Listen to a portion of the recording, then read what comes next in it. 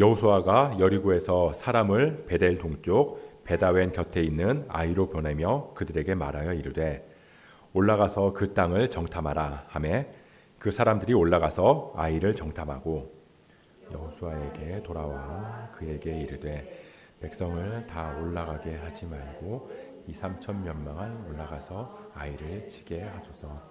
그들은 소수이니 모든 백성을 그리로 보내어 수고롭게 하지 마소서 하므로 백성 중 3천 명쯤 그리로 올라갔다가 아이 사람 앞에서 도망하니 아이 사람이 그들을 36명쯤 쳐 죽이고 성문 앞에서부터 스바림까지 쫓아가 내려가는 비탈에서 쳤으므로 마음이 녹아 물같이 된지라.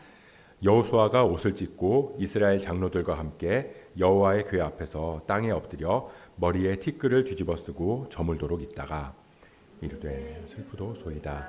주 여호와여 어찌하여 이 백성을 인도하여 요단을 건너게 하시고 우리를 아모리 사람의 손에 넘겨 멸망시키려 하셨나이까. 우리가 요단 저쪽을 만족하게 여겨 거주하였다면 좋을 뻔하였나이다. 주여 이스라엘이 그의 원수들 앞에서 돌아섰으니 내가 무슨 말을 하오리이까. 가나안 사람과 이 땅의 모든 사람들이 듣고 우리를 둘러싸고 우리 이름을 세상에서 끊으리니 주의 크신 이름을 위하여 어떻게 하시려 하나이까 하니. 아멘. 이 사람들은 누구나 성공하고 싶은 마음이 있습니다. 저도 그렇고 여기 계신 모든 분들도 다 그러실 거예요. 하는 일이 잘 됐으면 좋겠고 또 계획한 일들이 생각한 대로 다 이루어지는 것을 바라지 실패하기를 바라시는 분은 아마 단 한 분도 안 계실 거예요. 이 시험을 보면 100점을 맞고 싶고요. 원서를 넣으면 합격하고 싶고 사업을 시작하면 성공하고 싶고 투자를 하면 대박을 나기를 바라는 게 자연스러운 우리들의 마음인 거죠. 그래서 가끔은 이 결과만 좋으면 된다는 생각으로 그렇게 사는 사람들이 생겨나게 되는 것 같아요. 이 학교에서는 성적만 좋으면 된다는 생각으로 부정행위를 하기도 하고요. 사업을 운영하면서는 불법이든 편법이든 그냥 성공하기만 하면 그만이라는 마음으로 사업체를 경영하는 사람들도 있고 또 정치인들 중에는 당선돼서 이제 권력만 갖고 있으면 다 해결된다고 믿으면서 온갖 부정부패를 일삼는 사람들도 있습니다. 근데 그런 사람들은 자기가 잘못한 게 들통나서 걸리기라도 하면 그냥 운이 나빴다고 생각하거나 누군가 자기를 음해한다고 생각하지 자기 잘못을 반성하면서 진심으로 뉘우치는 사람은 거의 없다는 거예요. 자, 우리 학생들도 여기 있으니까 생각하기도 싫겠지만 여러분들이 시험을 봤다고 한번 가정해 볼게요. 두 가지 경우가 있어요. 하나는 시험을 보는데 이 모르는 문제들이 많은 거죠. 그래서 반 이상을 찍었어요. 다들 이제 찍는 기술 한두 개씩은 가지고 계시잖아요. 저는 이렇게 눈을 살짝 이렇게 작게 뜨고 이렇게 보면은 정답인 번호가 싹 올라오는 것 같이 느낀다거나 아니면 이제 문제수를 1, 2, 3, 4, 1, 2, 3, 4에서 나오는 번호를 찍는다거나 아니면 봐서 가장 자기가 짚은 문제보다 적은 그런 답을 선택해서 찍는다거나 그런 식으로 다 찍는 기술이 하나씩 있어요. 근데 아무튼 그렇게 문제를 막 찍었는데 굉장한 행운이 따라서 찍은 게 다 맞은 거예요. 그래서 100점이 된 거죠. 또 하나는 마찬가지로 모르는 문제가 많아요.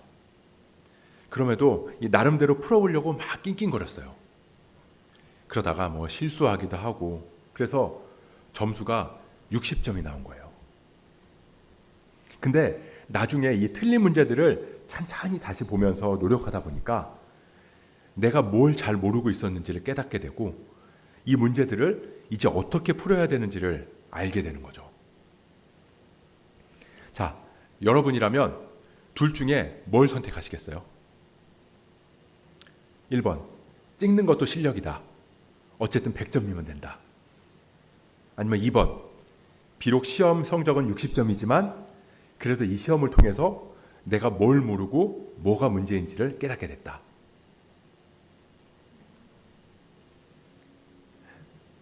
네, 우리는 정말 성공하기를 바라요. 잘 되고 잘 살고 모든 일들이 계획대로 착착착 잘 진행되기를 원합니다. 근데 우리 삶의 위기는 아이러니하게도 그때 가장 많이 찾아온다는 거예요. 내가 성공을 거뒀을 때, 내가 아무 문제 없이 잘 살고 있다고 생각될 때, 모든 일이 내 생각대로 잘 이루어져 갈 때, 그때 위기에 빠지기 가장 쉬운 때라는 거죠. 이 오늘 읽은 본문이 어떤 상황이냐면 이스라엘 백성들이 여리고성을 무너뜨린 직후라는 겁니다. 이 여리고는 크고 견고한 성읍이었거든요. 그 큰 여리고가 무너지는 큰 승리를 경험하고 나서 상대적으로 작고 보잘것없는 아이성 전투에서 패배한 거예요. 자, 여리고성이 무너지는 걸 경험했어요. 이스라엘 백성들의 마음이 어땠을까요? 상상해 보세요. 아마 이 어깨에 힘이 잔뜩 들어가서 하늘을 찌를 만큼 그 자신감이 올라가지 않았을까요? 막 사람들은 막 이스라엘의 소문만 들어도 막 벌벌 떨고 있다고 그러지. 여리고성은 그냥 빙글빙글 돌고 소리만 질렀는데 정말로 막 와르르 무너졌지. 기분이 들떠 있었을 거예요. 예전에는 이 동대문 운동장에서 이 고교 야구 대회 같은 걸 많이 했거든요. 이 1994년에 제가 고3이었는데 그때 이 청룡기 야구 대회에서 저희 학교 야구부가 결승전에 올라갔어요. 이 상대 팀이 이제 장충고등학교였는데 저희 학교 야구팀이 창단된 지 87년 만에 대회 첫 우승이 될 수도 있다. 그래가지고 전교생이 다 응원해 간 거예요.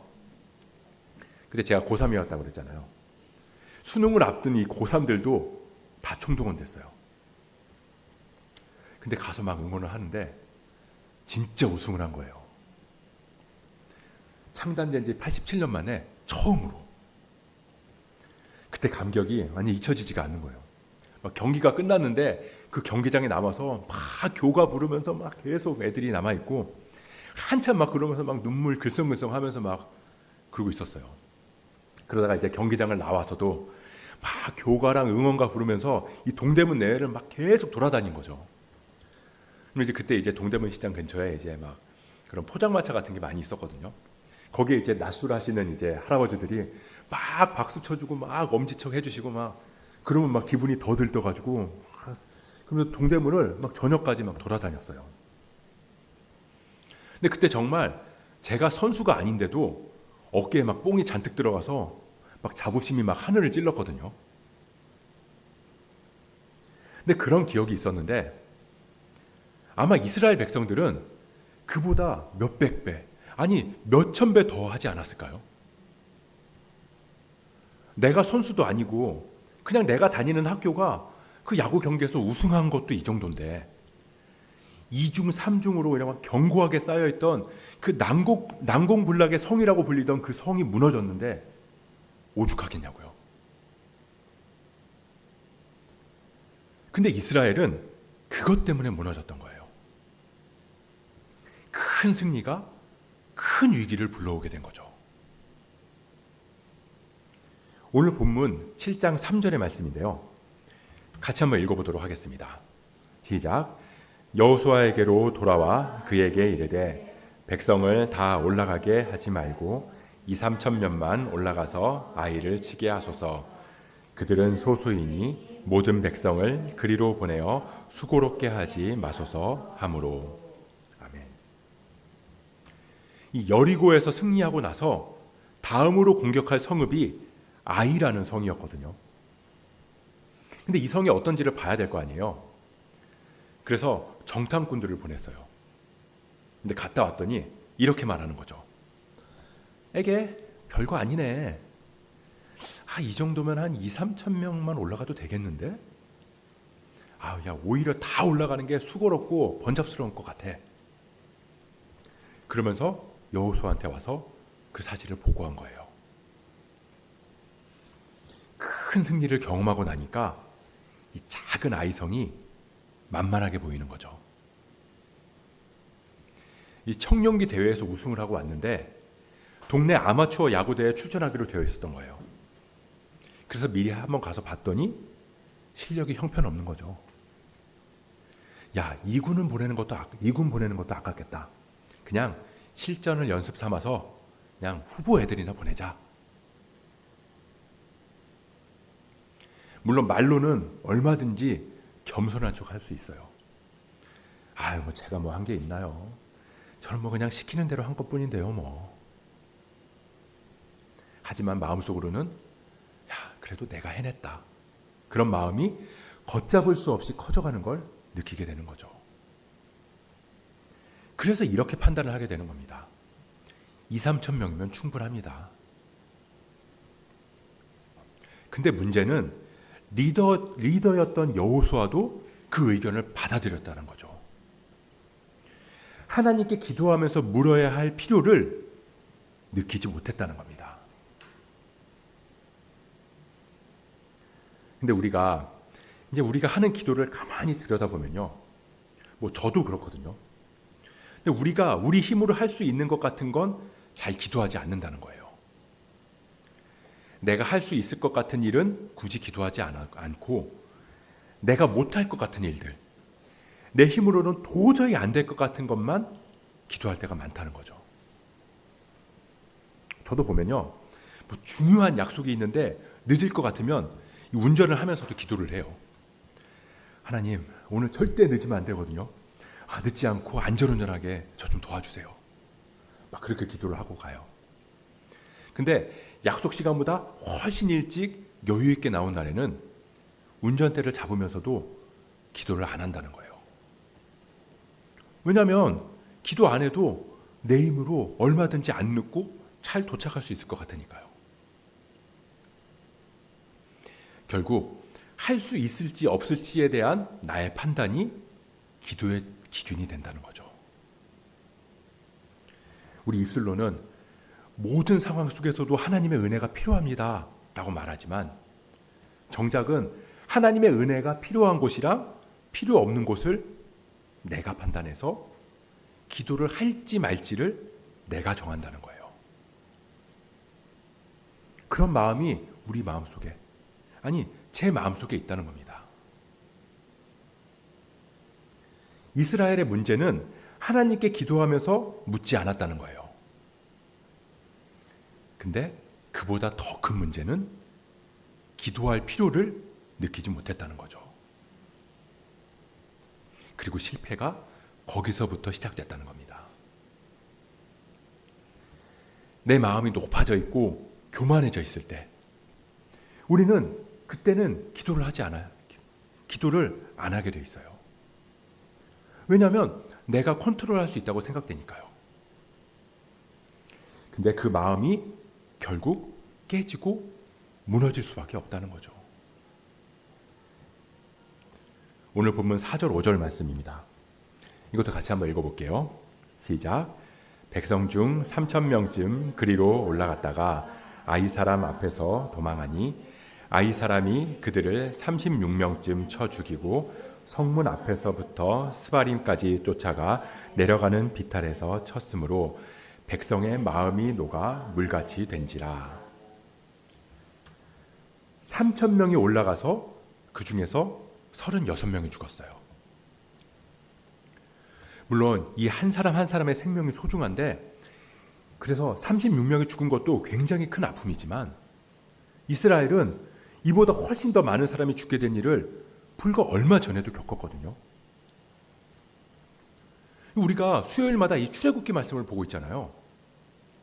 지난번에 이 금송아지를 만든 사건에 대해서 봤는데, 이 모세가 이 금송아지를 만들어서 우상 숭배를 하는 그 주동자들, 그 배신자들을 다 처형했어요.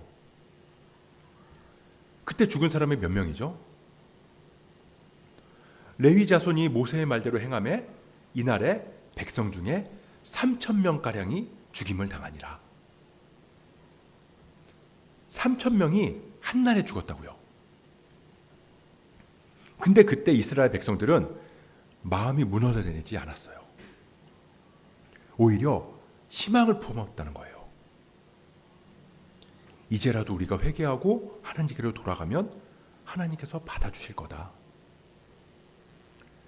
3,000명이 죽을 수밖에 없는 고통, 그 고통은 너무나 크지만 그럼에도 다시 하나님 품으로 돌아가게 되었다는 그 희망이 이스라엘 안에 싹 떴다는 거예요. 다시 말하면 고통의 크기가 문제가 아니라 고통의 방향이 문제라는 겁니다.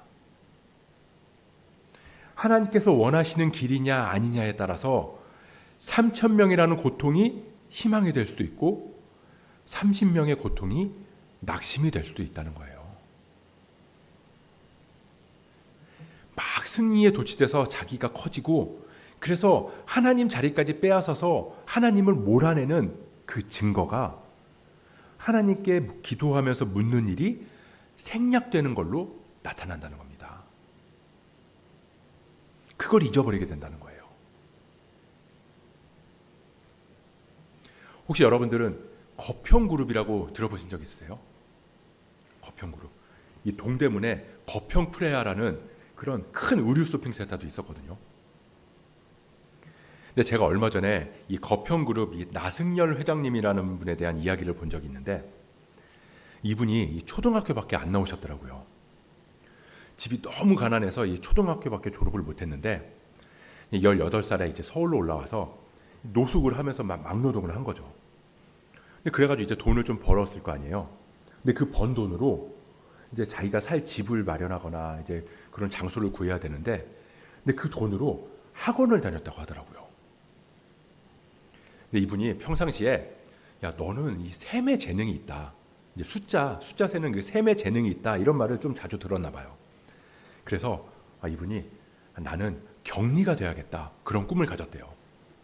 그래서 이 잠잘 곳도 없는데 그냥 번 돈으로 야간에 이제 격리 학원을 다니게 된 거죠. 그래서 이제 여차저차해서 이제 회사 격리과에 들어가게 된 거예요. 근데 이분이 이제 꿈이 있었잖아요. 그 꿈을 이제 이루니까 열심히 일을 한 거죠. 그러다 보니까 이제 격리과장, 격리부장 그렇게 계속 진급을 하게 된 거예요. 그러면서 이제 회사의 속사정들을 조금씩 알게 되는 거죠. 근데 보니까 이 회사가 자꾸 주인이 바뀌는 거예요. 사장님이 바뀌고. 그러면서 그런 것들을 보면서 회사도 이 물건처럼 사고 팔 수 있는 거구나. 그걸 깨달았어요. 그리고는 나도 사업을 한번 해보고 싶다. 그런 마음이 들어서 이제 사업을 시작하게 된 거예요. 그래서 이제 퇴사를 하고 모아놓은 돈이랑 이제 친척들한테 빌려서 그 첫 사업을 막 시작했다가 투자금 5천만 원을 다 날리게 된 거예요. 그리고는 이분이 깨달은 게 뭐냐면 가지고 있는 힘의 전부를 쏟아붓지 말자. 무조건 재기할 여력을 30% 남겨주자. 그걸 깨달았대요. 그리고 나중에 이제 인터뷰에서도 자기가 깨달은 이것들 절대 힘의 전부를 쏟아붓지 말자. 30%의 여력을 남겨주자. 그게 자기가 성공한 비결이었다고 얘기를 하더라고요. 그래서 이 회사가 조금씩 성장을 해나가서 이제 조금씩 성공을 하는 거죠. 그러면서 이제 막 성장을 해나가다 보니까 유통, 반도체, 석유화학, 패션, 금융 막 가리지 않고 회사를 다 인수하게 된 거예요. 그래서 이제 재계서열 28위까지 이제 올라갔는데 나중에 부도가 나서 이제 파산을 할 때 보니까 이 전문가들이 이제 파산을 분석할 거 아니에요. 그러니까 이제 파산한 이유가 뭔지 분석을 하니까 이 회사가 파산한 이유가 감당할 수 없는 능력 이상으로 투자하면서 욕심을 부렸기 때문이다라고 분석하더라고요. 가지고 있는 힘의 전부를 쏟아붓지 말자라는 깨달음을 얻었는데 사업이 계속 승승장구하다 보니까 내가 하면 다 된다고 느껴진 거죠. 그래서 이전의 깨달음을 잊어버리고 그리고 그 누구의 조언도 듣지 않고 내 힘으로 내 능력으로 그러다가 결국 무너진 거죠. 우리는 이 승리의 주인공이 내가 아니라는 걸 빨리 깨달아야 돼요. 근데 이스라엘 백성들처럼 막상 승리하면 내가 승리의 주역인 양 착각하게 된다는 거죠. 그러면서 내가 했던 수고와 헌신에 집중하게 되는 거예요. 근데 가만히 생각해 보세요. 여리고 성이 무너지기까지 이스라엘 백성들이 한 거라고는 정탐꾼들 보내고 할례 받고 여리고 빙빙 돌고 마지막 날 소리 지른 것밖에 없거든요. 근데 그것도 자기들이 생각해낸 게 아니라 하나님이 그렇게 하라고 해서 한 것뿐이에요. 근데 빙빙 돌고 소리 지른다고 그 견고한 성이 무너지는 건 불가능하잖아요. 그러니까 이 일이 누가 행하신 일인지 너무나 명확한 거죠. 하나님이 하신 거예요. 근데 아이성에 올라갈 때는 묻지 않았어요. 여리고가 무너지는 그걸 보고 이렇게 올라간 어깨 때문에 기도하는 걸 잊어버린 거예요. 내가 했다. 그 교만이 무너지게 한 거라고요. 결국 그렇게 무너진 이스라엘은 처음부터 다시 시작할 수밖에 없었습니다. 우리 6절 말씀 이것도 같이 한번 보겠습니다. 시작. 여호수아가 옷을 찢고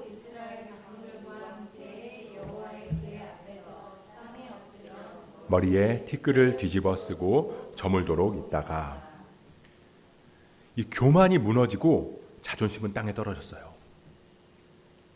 여호수아가 옷을 찢고, 이 옷을 찢는다는 건 이 참회와 애통함의 표현이거든요. 그렇게 옷을 찢고 땅에 엎드려서 머리에 티끌을 뒤집어 썼어요. 내가 판단하고 내가 결정하고 내가 스스로 할 수 있는 사람은 결코 엎드리지 않아요. 자기를 낮추고 내려놓는 사람만이 하나님 앞에 엎드릴 수 있는 거예요. 참회는 모든 걸 하나님께 맡기고 하나님께서 다시 세우시도록 내어드리는 거거든요. 그래서 우리가 무너져서 처음으로 돌아갔을 때 할 수 있는 최고의 선택이 바로 참회라는 겁니다. 거기까지만 가면 성공이에요. 그러면 그 실패가 더 이상 실패가 아닌 하나님께로 향하는 여정이 되는 거거든요. 그때부터 하나님께서 인도하시고 이끌어 나가실 거니까요. 그러다 보면 자연스럽게 우리의 마음의 자리가 바뀌게 되는 걸 경험하게 될 거예요. 우리 마지막으로 9절 말씀 같이 한번 읽어보도록 하겠습니다. 시작. 가나안 사람과 이 땅의 모든 사람들이 듣고 우리를 둘러싸고 우리 이름을 세상에서 끊으리니 주의 크신 이름을 위하여 어떻게 하시려 하나이까 하니. 아멘. 이스라엘 백성들이 이 아이성 전투에서 실패하고 나서는 마음이 물같이 녹았어요. 그리고는 이렇게 말해요. 주 여호와여, 어찌하여 이 백성을 인도하셨습니까? 어찌하여 우리를 멸망시키셨습니까? 어찌하여 우리가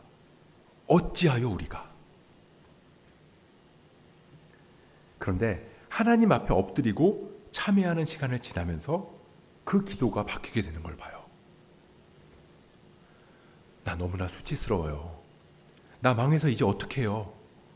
나 너무 힘들어요. 나에서 주의 크신 이름을 위하여 어떻게 하시려 하나이까? 하나님의 이름은 어떻게 되는 겁니까?